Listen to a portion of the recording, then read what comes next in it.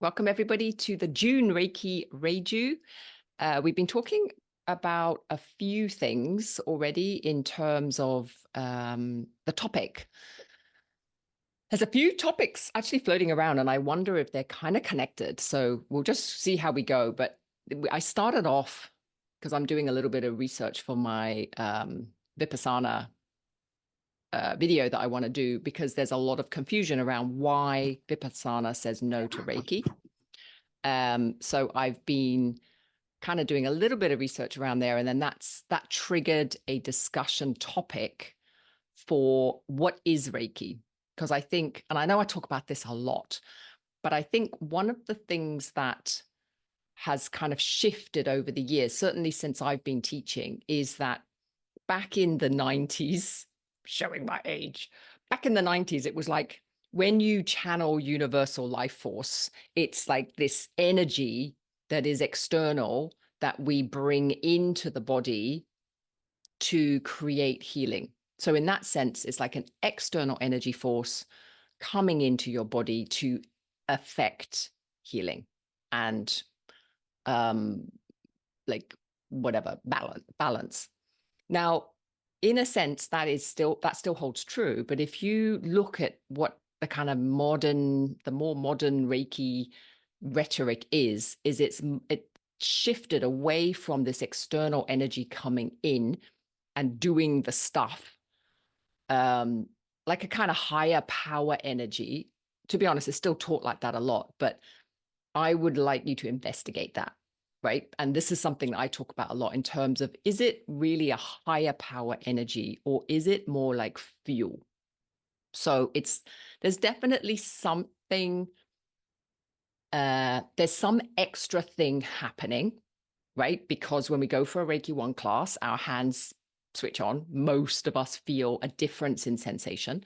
When we place our hands on other people and we kind of intend to do a Reiki healing, and sometimes we don't even intend it, right? You just touch someone else and your hands go blah. It's just like heat and activity and sensations that weren't happening before you got your Reiki attunement. So this all is evidence that, yes, there is some kind of difference, like there's some kind of extra energy input. So I'm not discounting that, and I'm not saying it's like meditation. I'm not saying it's like relaxation, whereby it's just you relaxing yourself or you kind of working within your own energies.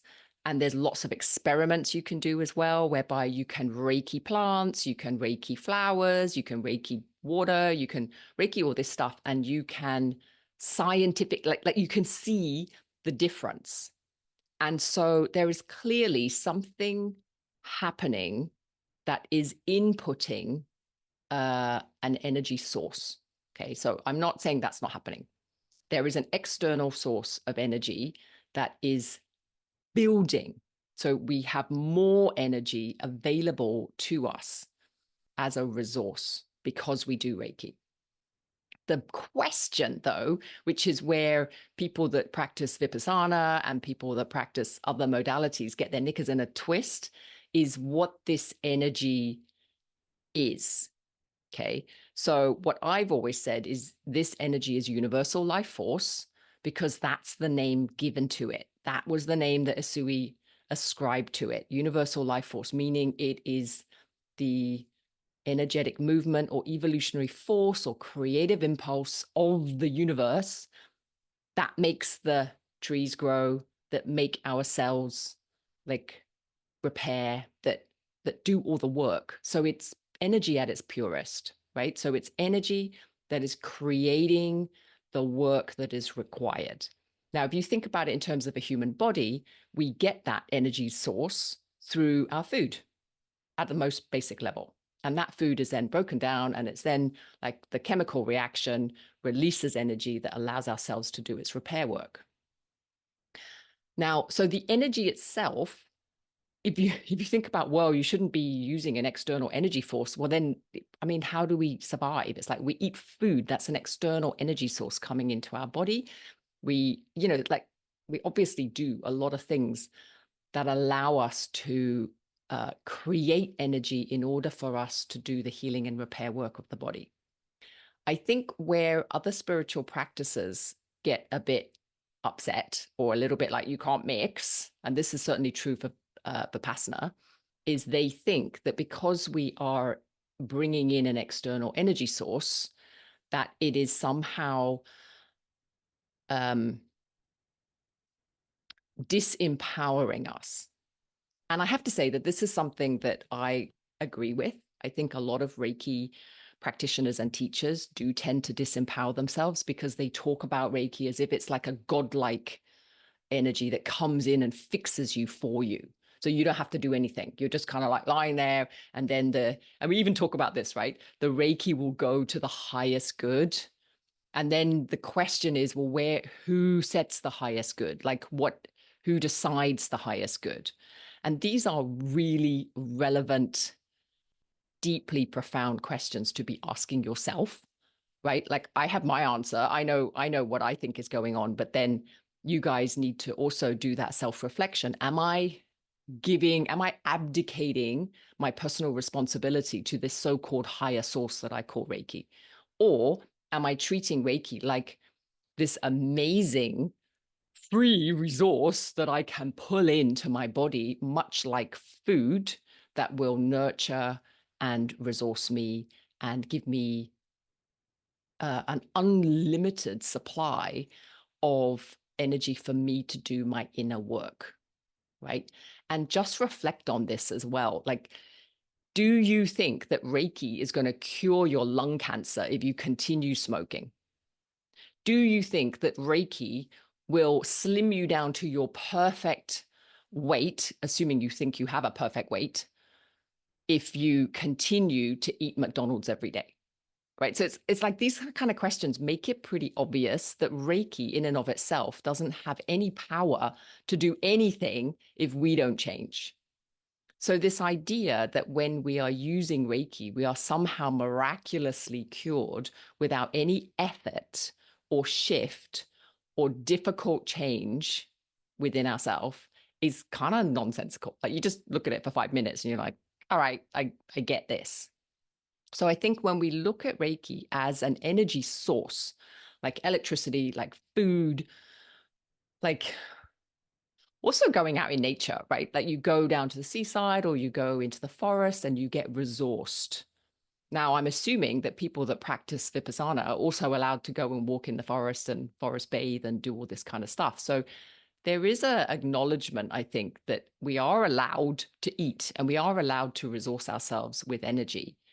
But the difficulty is, are we resourcing ourselves mentally? Like, where do we think or what do we think is going on? Right. So that's kind of part one of your own Reiki investigation and deepening your own Reiki practice in terms of what do I think is going on? Because that opens the part two, which is, okay, so if this energy resource is universal life force that is freely available for everybody, then the next step goes into this idea of the big transitions that some of us are feeling. We were talking about this earlier. If you're not feeling big transitions, you probably don't have big transitions to go through. Hallelujah. Lucky you. But for many of us, certainly I've noticed that seems to be a higher proportion than usual of people going through very big life changes. So really definitive shifts in maybe job, career, home, relationships, movement. So there's some kind of alignment that is going on for some of us, many more than usual, I think. And if you look at the planet, like the politics, that's definitely happening. There's a big shift of power going on at the moment, which we can clearly see. And that shift is moving eastward. And I mean globally eastward, right? Good thing, bad thing, I don't know, whatever your politics are, but there is definitely a shift of energy happening. So within ourselves, it's from a bigger perspective, how are we aligned with that? What are we doing with that? How are we responding to that? Because it's all interconnected. So for some of us, we are also aligning, whether we like it or not, and whether we can clearly see or not. Because this is, I think, where the higher good idea comes in, is that we have a certain flow in our life that is aligned to the bigger flow of everything around us, right? It's that kind of karmic shift that happens when other people shift, when policies shift, when politics shift, all this stuff, it clearly impacts us, right? If the world breaks out and changes its way of doing things, then we clearly have to move and transform and change the way we do things on an individual level, unless we're totally off grid. And for most of us, we're not. We're kind of connected in somehow or some way with other people, with other systems, with other societies. So when the big thing changes, we all have to kind of change with it, right?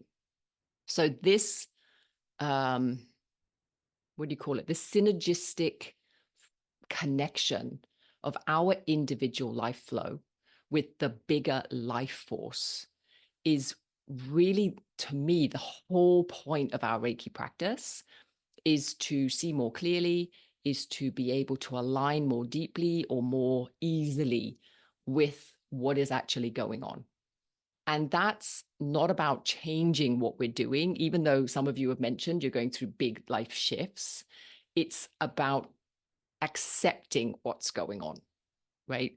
And trusting. So it's that trusting the process of, if there's all this shift or if there's all this discomfort or challenge in me right now, what can I do to lower that discomfort, right? Because the less we fight against the stream and the less we fight against the inevitability of change or whatever is coming our way, it's easier, right? It's still challenging, but we're not then fighting on top of it. So let's say you've got some challenges, you're trying to work out things. It's frightening, it's scary all on its own. Change is scary. And then on top of that, you're placing a whole bunch of resistance. This shouldn't be happening. Why is this happening? Blah, blah, blah, blah, blah.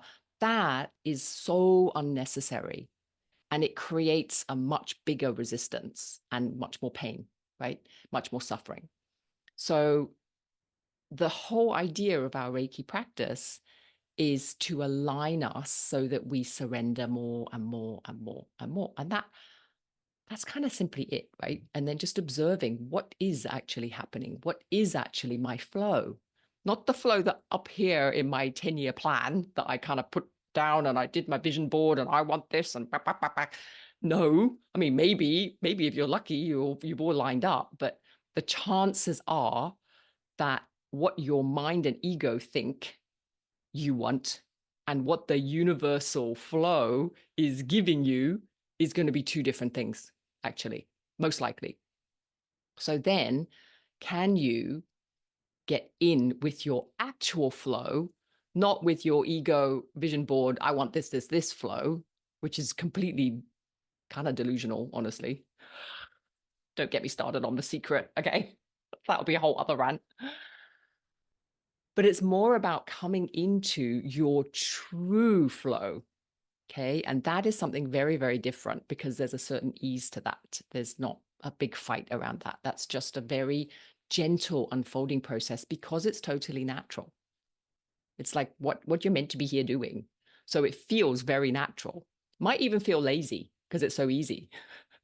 Oop, yay. Oh, gosh, that came out in a bit of a rant. So let's do a little bit of a Reiki meditation around this because I feel like these are very potent times at the moment because there is a lot of like energy for this. And there's a lot of energy potential, which feels quite intense. So we can interpret that as quite challenging intense, or we could interpret that as quite potential intense, right? Potential energy or like resisting energy. Kind of up to you. It's the same energy, honestly. It's just energy that is very bubbly at the moment. And so we can either take that and really move with it with an ease and a grace and a curiosity, or we can fight against it. And then it becomes very, like, it's a little bit like when you're in the ocean and there's a big wave coming, right? You can either dive into it or you can stand and resist, and that's going to whack you, and that's going to be a lot more painful. So coming into Garsho prayer pose and just bringing your hands into your heart center. So just finding a comfortable position. And when we attune to Reiki, it's a very simple process of just opening your energy field. So we tend to focus on the crown, and that's really, I mean, I don't know, it's up to you to play around with this. I like focusing on the crown because I like to imagine my 1,000-petaled lotus, which is the symbol of the crown chakra, opening to that beautiful energy that we are surrounded with. We're marinating, we're swimming in this energy. It's always there for us. That's what's so amazing about it. And then we tighten, like we really tend to tighten around that. Whereas if we open to it, then the whole thing just flows through us so beautifully, like really so beautifully. And then life just becomes, it doesn't go our way, right? But everything becomes more fluid, more fluid.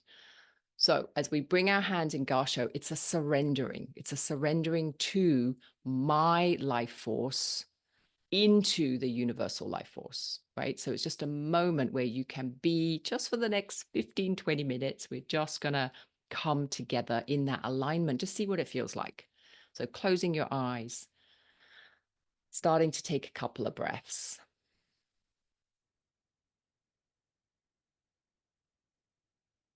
And then just opening your crown chakra. So imagining the Reiki coming in through the top of your crown into your heart center. And with every breath, you're just opening yourself.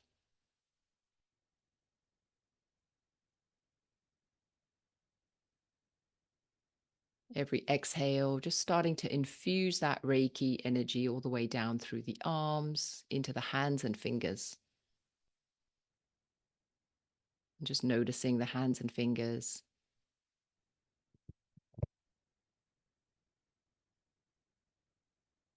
You might notice certain energy sensations, tingling.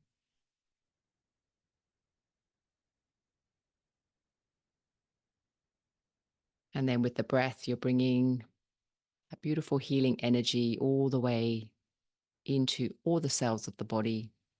And as you exhale, imagine that energy going out into the aura. And that's just your own energetic bubble all the way around you. So you can imagine it going out 1 or 2 feet. So you're encased in this beautiful energy. It might appear as colors, might appear as a golden light or a white light, or like one of those translucent bubbles that kids blow.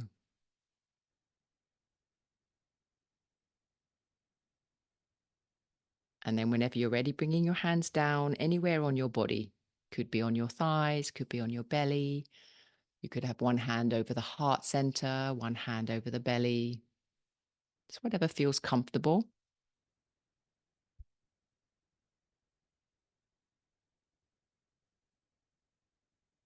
And taking a few moments just to tune in with the hands, with the body.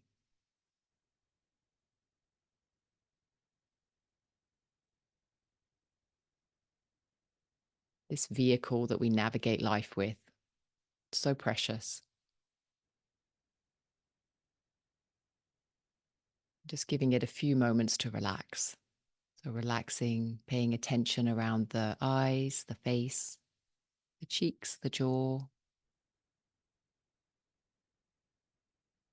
And with every breath, you just allow the body to surrender, let go of any tension, all the way down through the shoulders, dropping the shoulders down.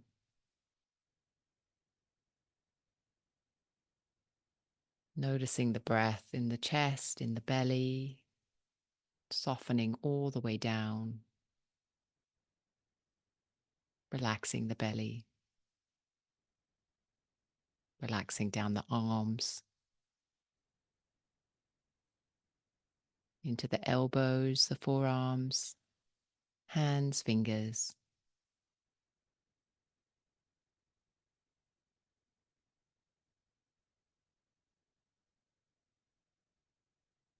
into the buttocks, noticing the chair or the floor in which you sit, how it supports you.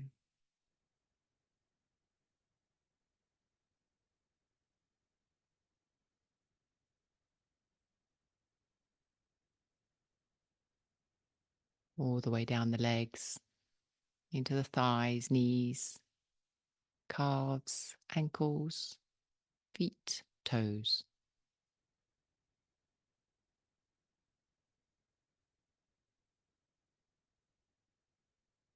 Noticing the air around you as you breathe in and out, giving you oxygen, taking your carbon dioxide, transmuting it.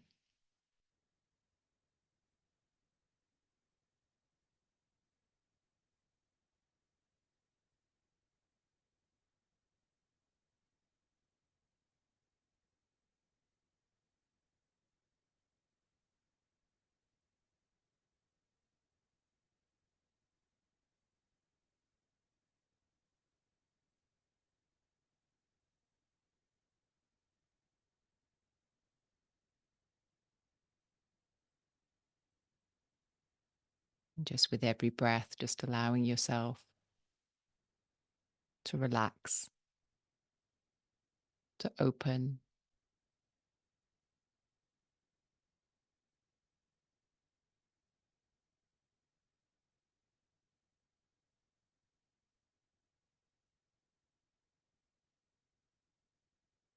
noticing your connection with your environment, the air you breathe, the ground that supports you.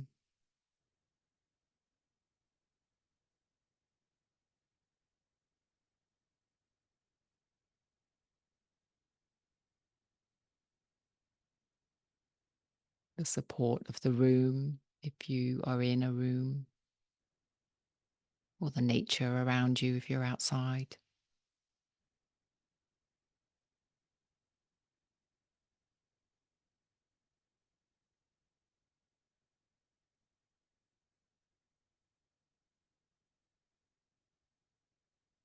The coming and going of other so-called entities, whether they're cars, birds, the wind, noises.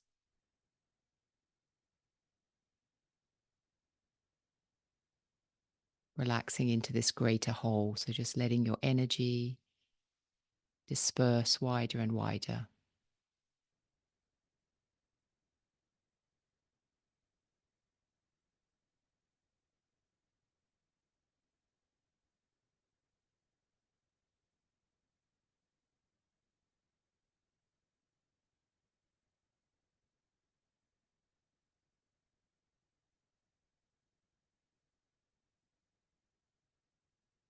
Noticing the thoughts as they come and go. Independent, not really attached to anything. They might be quite random. There might be a string that turns it into a story, that turns it into an emotion.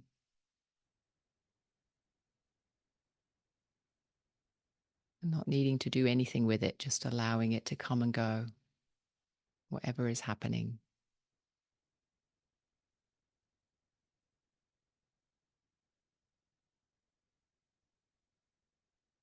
All of it has a place.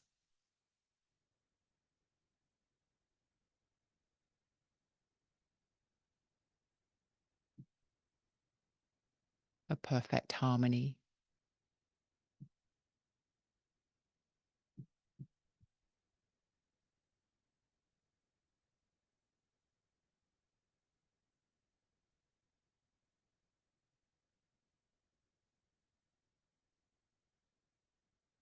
Just inviting that harmony, that balance to infuse all of your cells,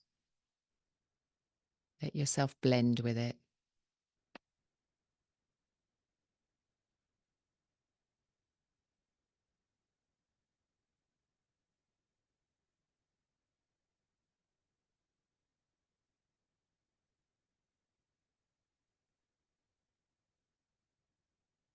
Just for these few moments. No need to be separate. No need to be individual.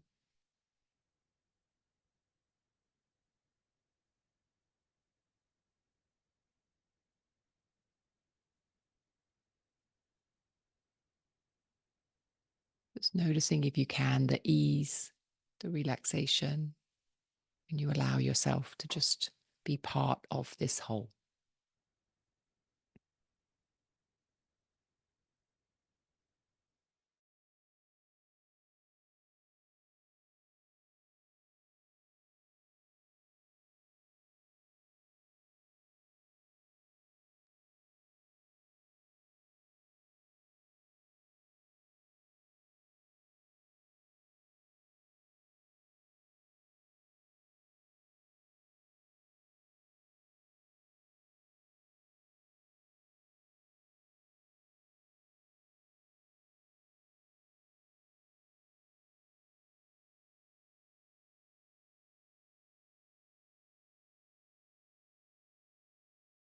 And then just as easily, we can start to bring our focus into our uniqueness, our personal energy once again. Just noticing your aura, your own personal boundaries,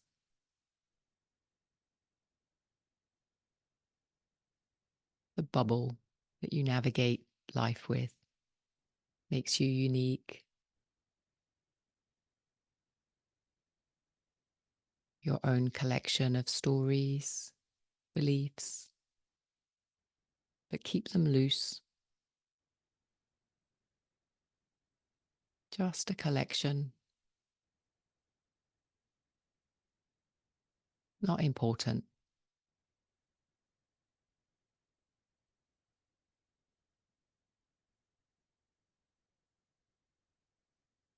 Allowing these thoughts to flow in and out.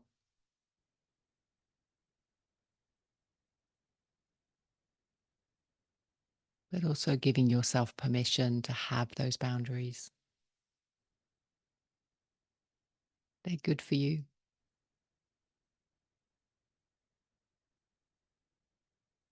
Noticing the boundary of your physical body, the skin,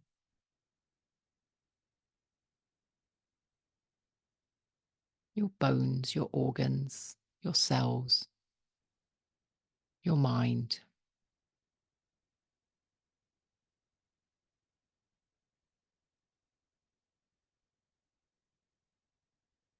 The vehicle in which you float through life.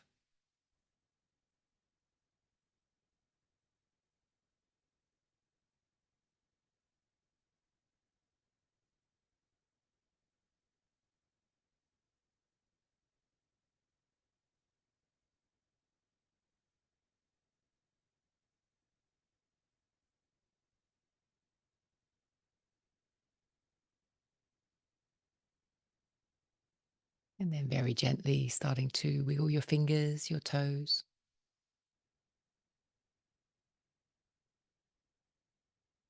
Deepening your breath. Feeling the rising and the fall of your chest, your belly.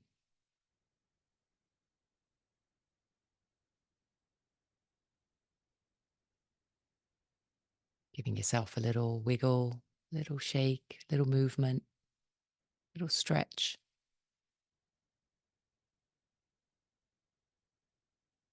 And whenever you're ready, opening your eyes.